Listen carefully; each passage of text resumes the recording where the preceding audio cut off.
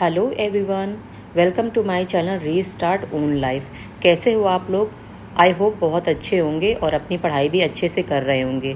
और यहाँ मेरे दिन की शुरुआत हो रही है सुबह 4:30 बजे से, क्योंकि कल मैंने अपना एक टाइम टेबल बनाया था और उस टाइम टेबल के अकॉर्डिंग आज मुझे सुबह सुबह से हिंदी पढ़नी है, क्योंकि सबसे पहले मैंने हिंदी को प्रियोरिटी दी है और उसी को मैं कंटिन्यू करूँगी सुबह सुबह डेली।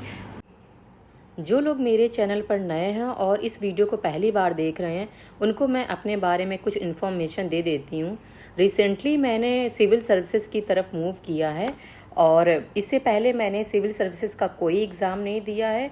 मैंने 2025 और 26 पीसीएस को टारगेट करते हुए ये मेरा पहला स्टेप है और साथ ही में जो आरओ और एआरओ का री एग्ज़ाम होने वाला है उसकी भी तैयारी मैं साथ साथ ही कर रही हूँ। इससे पहले मैंने एक प्राइवेट स्कूल में टीचिंग की है। जब मैं टीचिंग कर रही थी उसी समय लग रहा था कि मुझे सिविल की तरफ ही मूव करना चाहिए, लेकिन मेरे पास टाइम नहीं था। टाइम की शॉर्टेज होने की वजह से मैंने इस तैयारी को वहाँ पे अपनी सोच वहीं तक रखी, आगे नहीं बढ़ पाई। फिर जब मैंने आरओ का एग्ज़ाम फिल किया तब मुझे लगा कि अभी मौका है और ये तैयारी आगे भी जा सकती है, तो मैंने स्कूल को भी लीव कर दिया था और साथ में ही घर में मैं अपनी प्रिपरेशन कर रही थी सेल्फ स्टडी से ही। और यहाँ देखिए मैं घटना चक्र से ही हिंदी का रिवीजन कर रही हूँ, जिसमें से मैंने इससे पहले ही टू डू लिस्ट बना लिया था कि मुझे क्या क्या करना है। मैंने अपने टू डू लिस्ट में जो 10 वर्ड्स थे वो विलोम शब्द, 10 तद्भव तत्सम, 10 शुद्ध अशुद्ध और 10 पर्यायवाची शामिल किया था और उसी को मैं यहाँ पे रिवीजन कर रही हूँ।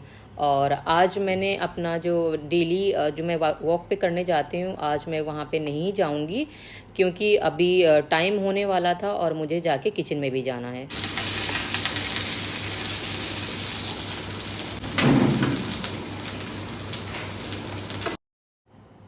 और किचन में आने के बाद मैंने यहाँ पे पोहा बनाया है और साथ में ही हलवा भी। और मैं अपनी बेटी को दूध दे रही हूँ क्योंकि उधर वो रेडी हो रही है और मैं इधर अपना किचन का काम कर रही हूँ। हम हाउसवाइफ का ये तो डेली का काम है, हमें अपनी पढ़ाई भी साथ साथ मैनेज करनी है और साथ में अपने घर को भी संभालना है। क्योंकि अगर हमने पढ़ाई करनी है तो वो भी अपने ही दम पे करनी है, घर को संभालना है तो भी अपने ही दम पे संभालना है, क्योंकि हमारा हाथ बटाने के लिए कोई भी नहीं आएगा। और जो भी हम कर रहे हैं वो सिर्फ अपने लिए ही नहीं कर रहे हैं, अपने घर परिवार वालों के लिए भी कर रहे हैं, लेकिन इस बात को कोई नहीं समझता है। मैं पढ़ाई और घर के काम दोनों ही काम एक साथ साथ मैनेज कर लेती हूँ, क्योंकि मुझे पढ़ाई करना बहुत अच्छा लगता है। मुझे इससे नॉलेज ही नहीं मिलती है, साथ में हम जो हमारे बच्चे तैयार हो रहे हैं हमें उनको भी तो पढ़ाना है, उनको भी तो प्रॉपर गाइडेंस करना है ताकि वो भी आगे बढ़ सके और उन्हें किसी तरह की कोई प्रॉब्लम ना आए। और यहाँ पर बेटी के स्कूल जाने के बाद मैंने घर के जो पेंडिंग काम थे वो कर लिए और साथ में नहाकर अब मैं भी ब्रेकफास्ट करने के लिए बैठ जाऊँगी, क्योंकि अभी जो टाइम होने वाला है वो 8 o'clock होने ही वाला है मोस्टली। तो मुझे अपनी पढ़ाई का जो मैंने शेड्यूल बनाया था मुझे उसको भी फॉलो करना है।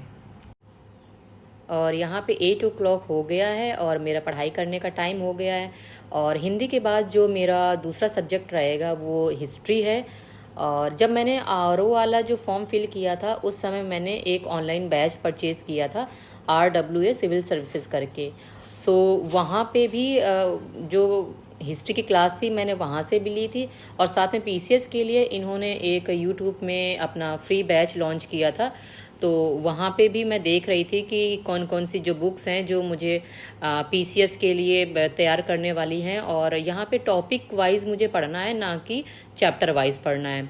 तो मैं उन्हीं सब चीज़ों को मैं देख रही थी और साथ में अपनी डायरी में मेंशन भी कर रही थी कि मुझे क्या क्या लिस्ट बना के अपनी इस प्रिपरेशन को स्टार्ट करना है। क्योंकि आपको भी मैंने पहले बताया है कि मैंने कोई सिविल का एग्ज़ाम नहीं दिया है और अभी तो सिलेबस के बारे में ही थोड़ी सी नॉलेज ली है, और सिलेबस जब मेरा अच्छे से कंप्लीट होने वाला होगा तब मैं अपनी इस प्रैक्टिस सेट को भी मैं लगाऊंगी कि जो जो भी घटना चक्र में पीसीएस के लेवल पे जो ये बनते हैं क्वेश्चंस उनको भी लूँगी, लेकिन सबसे पहले मैं अपना फाउंडेशन तैयार करूँगी। और हिस्ट्री की क्लास जो थी वो ख़त्म ही होने वाली थी और यहाँ पे मैं टाइम दिखा रही हूँ कि अभी 9 o'clock से थोड़ा सा ज़्यादा हो गया है। अब मेरे जो पढ़ने का टाइम हो गया है वो इकोनॉमिक्स में पढ़ूँगी और यहाँ पे एनसीईआरटी को ही अभी मैंने आपको बताया है कि मैं अपना जो बेसिक है वो एनसीईआरटी से ही कंप्लीट करूँगी, क्योंकि एनसीईआरटी में इतनी अच्छी बातें दे रखी हैं कि कोई भी बच्चा समझ के भी उसको बहुत आसानी से समझ सकता है, क्योंकि है तो ये क्लास 6 से क्लास 12 तक के बच्चों के लिए ही ना, और हम लोग तो इससे ऊपर जा चुके हैं। तो ये जो बेसिक समझ है उन बच्चों को ध्यान में रख के ही बताया गया है।